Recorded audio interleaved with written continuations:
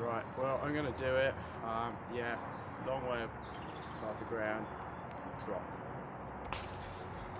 Okay, it broke. So yeah, it looks like it did actually break properly. So yeah, don't go throwing 4x4s off cliffs. Yeah, it's quite high up. I suspect a 3x3 would have survived that, like the QiYuan S, and obviously the GE timer has, but like the core is actually broken. So yeah, this is not going to be fixed.